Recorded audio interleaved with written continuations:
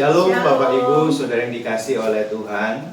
Kita berjumpa kembali di dalam Mesbah Keluarga. Dan kami senantiasa berdoa, kita semua dalam keadaan yang baik-baik dan sehat-sehat saja, seperti juga jiwa kita baik-baik saja. Amin. Nah, mari persiapkan hati kita untuk kita masuk di dalam Mesbah Keluarga. Namun terlebih dahulu kita akan berdoa. Silakan istri saya akan berdoa.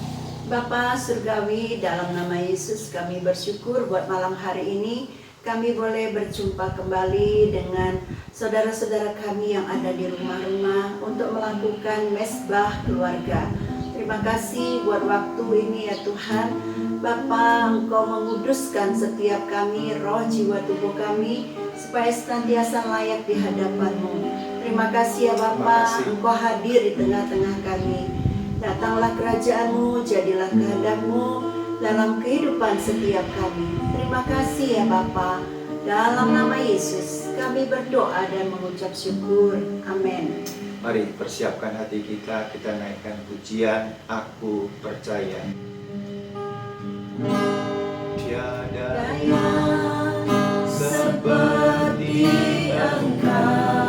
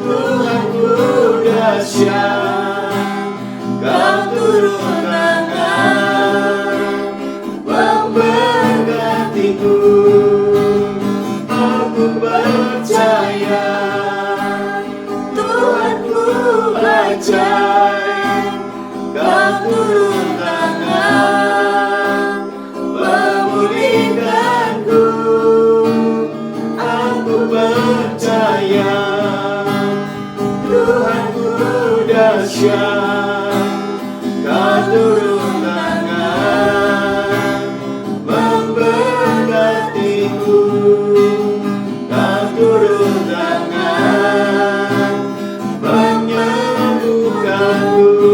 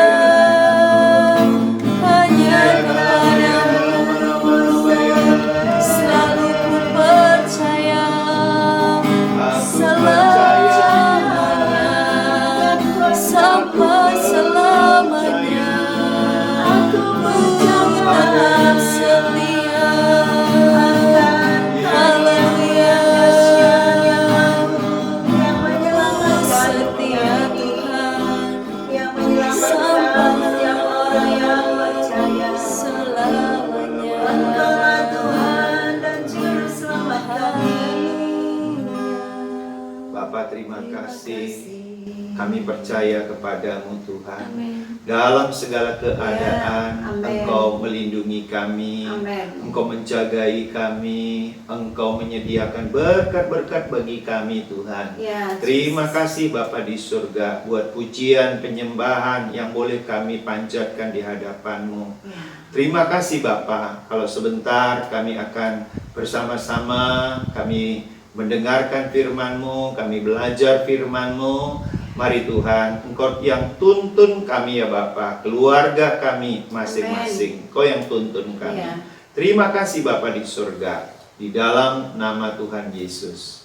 Amin. Amin.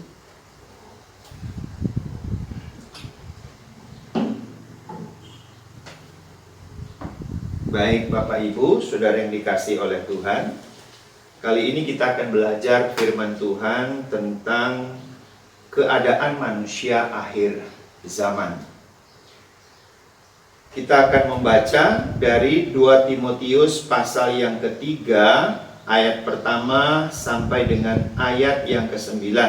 Firman Tuhan ini akan dibacakan oleh istri saya. Ya, demikian firman Tuhan. Ayat yang pertama, ketahuilah bahwa pada hari-hari terakhir akan datang masa yang sukar. Manusia akan mencintai dirinya sendiri dan menjadi hamba uang. Mereka akan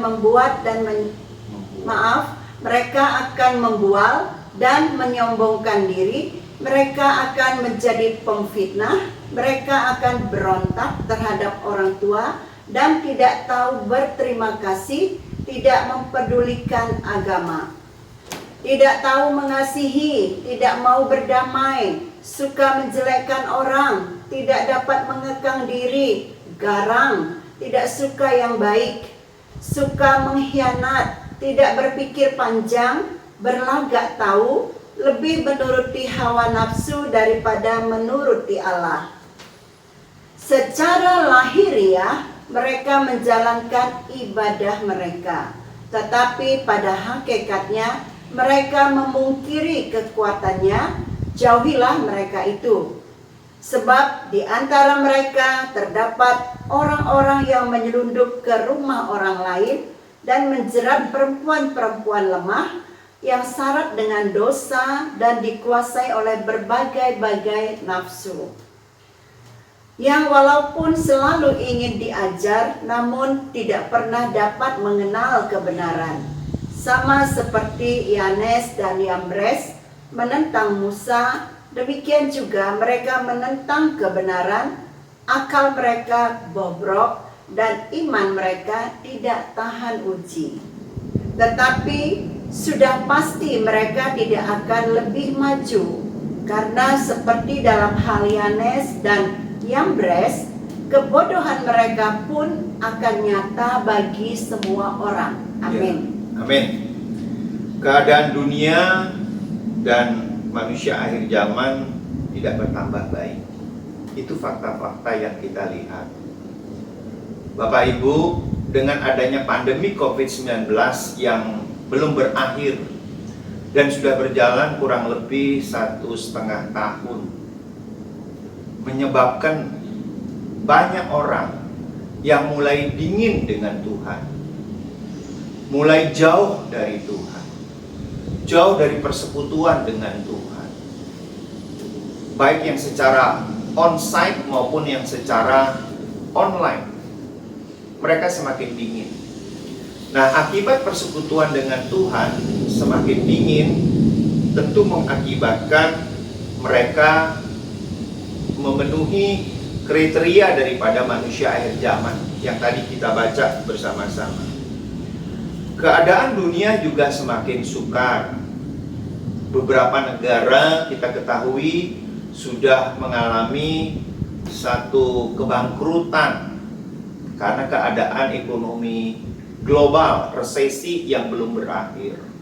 Puji Tuhan, negara Republik Indonesia resesi ekonomi dapat dikendalikan. Kita tetap mengalami pertumbuhan secara ekonomi. Sebab itu kita terus doakan bangsa kita agar segera dapat menyelesaikan pandemi COVID-19 dan juga resesi ekonomi secara global yang dapat mempengaruhi negara kita. Nah, Bapak Ibu yang dikasih oleh Tuhan, kita akan belajar bersama-sama sebenarnya apa tanda-tanda manusia di akhir zaman. Ya. Kalau menurut pembacaan ini, coba kita akan lihat. Apa tanda-tanda manusia akhir zaman? Jelas ya, dikatakan bahwa manusia akan mencintai dirinya sendiri dan menjadi hamba uang. Kemudian mereka akan membual dan menyombongkan diri. Mereka akan menjadi pemfitnah. Mereka akan berontak terhadap orang tua dan tidak tahu berterima kasih. Tidak mempedulikan agama. Tidak tahu mengasihi. Tidak mau berdamai. Suka menjelekkan orang. Tidak dapat mengekang diri, garang, tidak suka yang baik, suka mengkhianat, tidak berpikir panjang, berlagak tahu, lebih menuruti hawa nafsu daripada menuruti Allah. Kemudian apalagi? Secara lahiriah mereka menjalankan ibadah mereka. Garis bawah ini. Secara lahiriah mereka menjalankan ibadah mereka, tetapi pada hakikatnya mereka memungkiri kekuatannya. Nah, kemudian apalagi yang dikatakan di ayat-ayat berikutnya? Dikatakan di antara mereka terdapat orang-orang yang menyelundup ke rumah orang lain dan menjerat perempuan-perempuan lemah yang syarat dengan dosa dan dikuasai oleh berbagai-bagai nafsu. Kemudian apalagi tandanya? Yang walaupun selalu ingin diajar namun tidak pernah dapat mengenal kebenaran. Jadi kalau kita melihat tanda-tanda ini sudah terjadi. Iya. Sudah terjadi di antara kita. Sudah terjadi. Ya, saya banyak melihat fakta-fakta yang terjadi hari-hari ini. Khususnya bagi orang-orang percaya kepada Tuhan Yesus. Ya, mulai mengalami hal-hal seperti ini. Itu sebabnya kita mesti berdoa. Ya. Supaya saudara-saudara seiman kita jangan jatuh ke dalam karakteristik manusia akhir zaman. Justru di masa akhir zaman ini mereka tetap kuat. Sampai akhirnya mereka tetap kuat. Nah, mari kita akan belajar. Nah, sekarang apa yang harus kita lakukan agar kita tetap kuat di dalam Tuhan dan tetap melakukan kehendak Tuhan di akhir zaman? Ini kan yang menjadi pertanyaan. Bagaimana caranya agar kita tetap kuat ya menjalani kehidupan di akhir zaman? Nah, firman Tuhan mengajarkan kepada kita, dikatakan jauhi mereka. Artinya apa? Jauhi mereka. Yang pertama, menjauhi pergaulan dengan orang yang memiliki karakter manusia akhir zaman. Ya. Tapi yang berikutnya adalah menjauhkan diri dari karakter itu. Jadi menjauhi mereka dan menjauhkan kita dari karakter yang seperti itu. Nah, di dalam 2 Timotius pasal ketiga ayat yang kelima jelas kan dikatakan secara lahiriah mereka menjalankan ibadah mereka, artinya ada di antara kita. Tetapi pada hakikatnya mereka memungkiri kekuatannya, artinya dia tidak percaya dengan kuasa Tuhan. Jauhilah mereka itu. Nah, kita disuruh menjauhi. Bapak Ibu hati-hati dengan bergaul, ya, sebab pergaulan yang salah dapat merusak kehidupan kita. Ya, pergaulan yang buruk. Pergaulan yang buruk itu dapat merusak kebiasaan kita yang baik. Nah, teman yang baik itu membuat kita menjadi baik. Ya. Dan lebih baik lagi. Ya. Tapi teman yang buruk membuat kita menjadi buruk dan lebih buruk lagi. Karena dipengaruhi oleh teman yang buruk tadi. Itu sebabnya hati-hati di dalam kita bergaul. Jangan sampai kita yang sudah baik bergaul dengan orang buruk, malah kita jadi buruk. Karena namanya pertemanan itu sangat mudah saling mempengaruhi satu dengan yang lainnya. Nah, yang kedua, bagaimana kita agar tetap kuat di dalam Tuhan, tetap melakukan kehendak Tuhan di akhir zaman ini, tetap berpegang kepada kebenaran. Di dalam 2 Timotius 3 ayat 14 dikatakan, tetapi hendaklah engkau tetap berpegang pada kebenaran yang telah engkau terima dan engkau yakini, dengan selalu mengingat orang yang telah mengajarkannya kepadamu. Jadi kita mesti tetap berpegang kepada kebenaran. Berpegang kepada firman Tuhan, bukan kepada yang lainnya. Tidak ada cara lain hari-hari ini agar kita tetap kuat di dalam Tuhan, kecuali hanya pegang kebenaran itu. Kalau saya boleh umpamakan, pandemi COVID-19 ini, dia seperti gelombang, laut yang besar. Dan kalau kita ada di dalam kapal, maka satu-satunya yang dapat kita lakukan adalah berpegang yang erat pada satu tiang tertentu yang ada di kapal tersebut. Ya, tiang yang kokoh. Nah, di dalam kehidupan kita, tiang yang kokoh adalah Tuhan Yesus. Itu sebabnya dia katakan, akulah jalan dan kebenaran dan hidup. Kita harus berpegang kepada Tuhan Yesus. Kita harus berpegang kepada firman Tuhan. Sebab itu saya selalu mendorong kepada kita semua, yaitu apa? Membaca firman Tuhan setiap hari. Amen. Merenungkan firman Tuhan itu siang dan malam. Dan melakukan firman Tuhan itu dengan benar. Kita mesti berpegang kepada kebenaran. Dalam hal apa saja, dalam pekerjaan kita, dalam pelayanan kita, dalam keluarga kita, dalam pergaulan kita, semua kita pegang kebenaran. Menjadi gaya hidup. Menjadi gaya hidup kita. Lakukan. Nah, mengapa kita harus berpegang kepada firman Tuhan? 2 Timotius pasal 3 ayat yang ke-16 mengatakan, segala tulisan yang diilhamkan Allah memang bermanfaat untuk mengajar, untuk menyatakan kesalahan, untuk memperbaiki kelakuan, dan untuk mendidik orang dalam kebenaran. Jadi betapa manfaatnya kalau kita berpegang kepada kebenaran ini, kepada firman Tuhan ini. Luar biasa Bapak Ibu. Rugi kalau kita tidak berpegang kepada firman Tuhan. Kita berpegang kepada manusia, kita berpegang kepada kekayaan, kita berpegang kepada karir kita sendiri. Ya, semua yang ada di dunia ini. Rugi kita kalau berpegang itu. Tapi kalau kita berpegang kepada kebenaran, Tuhan sanggup melipat gandakan karir kita. Amin. Tuhan sanggup melipat gandakan pekerjaan kita.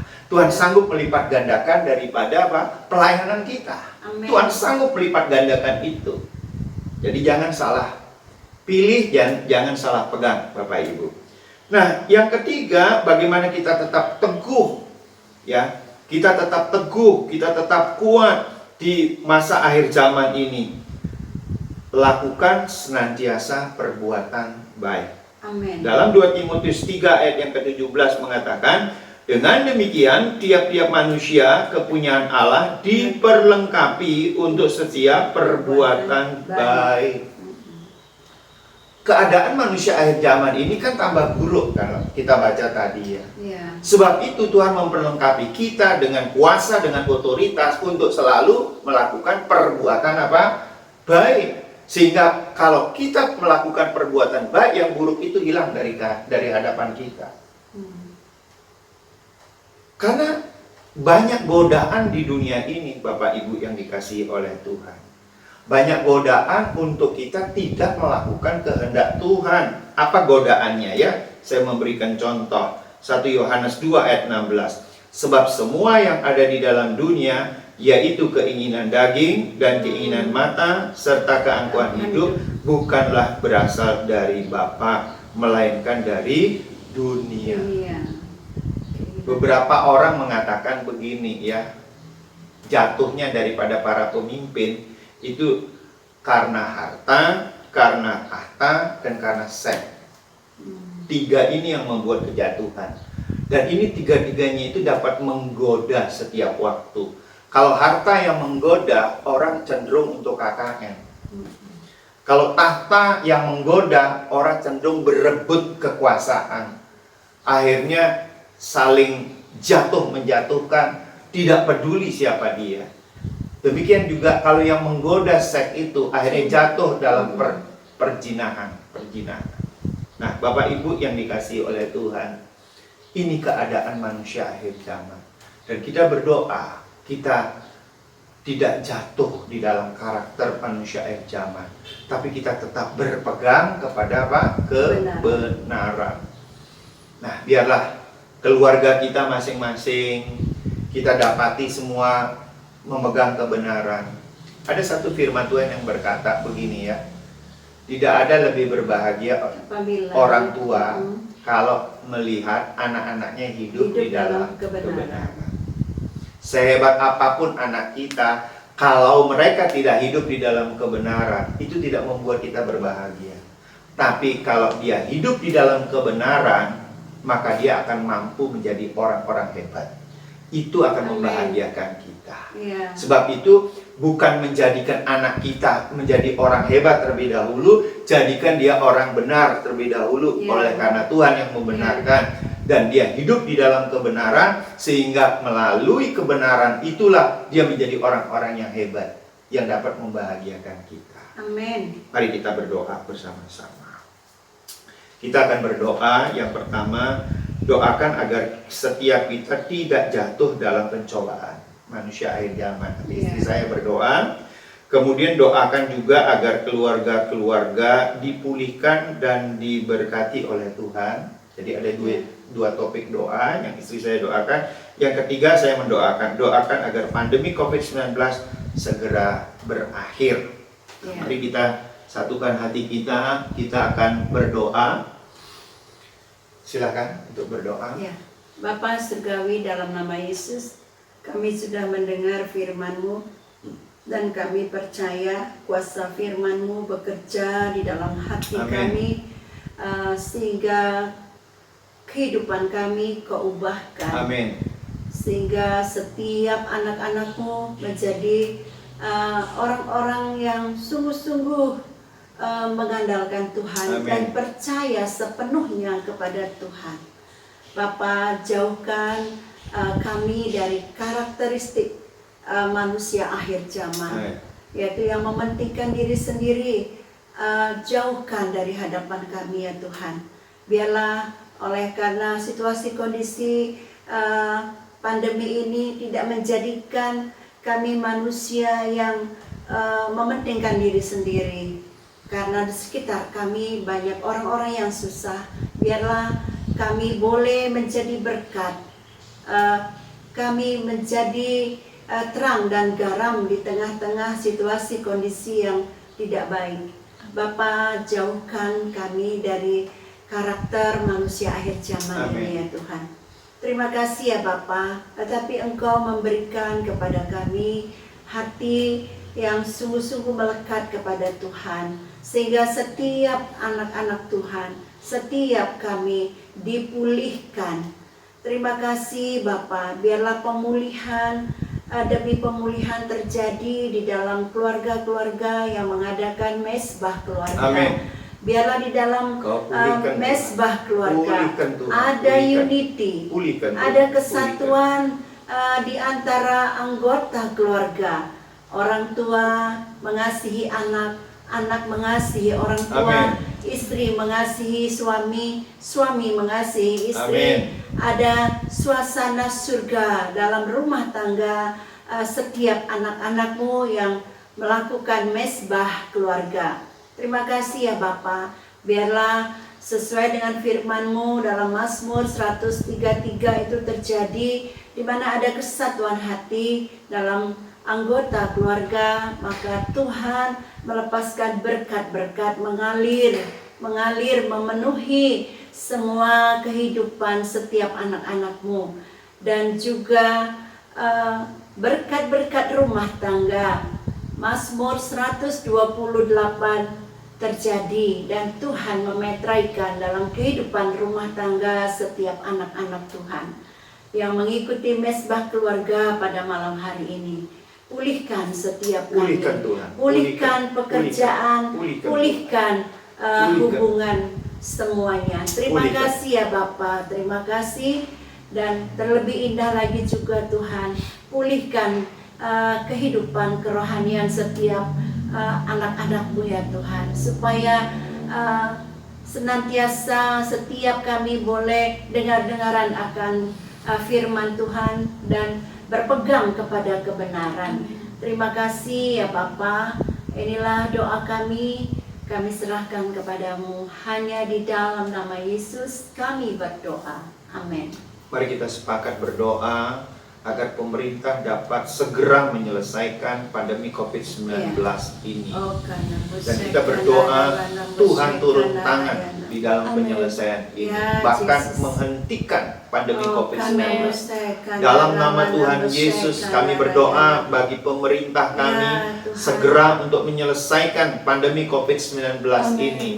Baik dari tingkat pusat sampai dengan tingkat daerah. Semua dapat bekerja bersama-sama dengan baik. Kami juga berdoa kiranya perkenanan Tuhan, belas kasihan Tuhan turun atas Indonesia. Dalam nama Tuhan Yesus, pandemi COVID-19 berhenti dalam nama Tuhan Yesus. Dalam nama Yesus. Ekonomi Indonesia bertambah baik dalam nama Tuhan Yesus. Semakin hari semakin bertumbuh, keamanannya, teknologinya, sosialnya, semua bertambah baik ya Tuhan. Kami serahkan Indonesia ke dalam tangan-Mu. Pemulihan sudah terjadi atas Indonesia. Terima kasih Bapa di surga. Kami juga bersahati berdoa untuk para rekan-rekan kami yang bersama-sama dengan kami di mesbah keluarga ini. Tuhan Kau berkati setiap mereka. Yang sakit Tuhan sembuhkan, yang terikat Tuhan lepaskan. Bahkan yang miskin Tuhan berkati mereka berlimpah-limpah. Yang memerlukan pekerjaan Tuhan berikan pekerjaan yang terbaik bagi mereka. Yang usahanya mengalami penurunan, bahkan yang sudah bangkrut, Tuhan sanggup membangkitkan kembali usaha mereka. Berkati setiap mereka Tuhan, berkati keluarga demi keluarga. Berikan hati yang senantiasa antusias dengan Tuhan, hati yang mengasihi Tuhan, selalu cintanya dengan Tuhan menyala-nyala senantiasa. Terima kasih Bapa di surga, terima kasih. Di dalam nama Tuhan Yesus, amin. Baik Bapak Ibu, saudara yang dikasihi oleh Tuhan, kita akan berpisah sementara dan kita akan berjumpa dalam kesempatan yang lain dalam mesbah keluarga. Pesan kami, Bapak Ibu, rajin-rajin untuk tetap secara konsisten melakukan mesbah keluarga. Tuhan memberkati. Tuhan memberkati.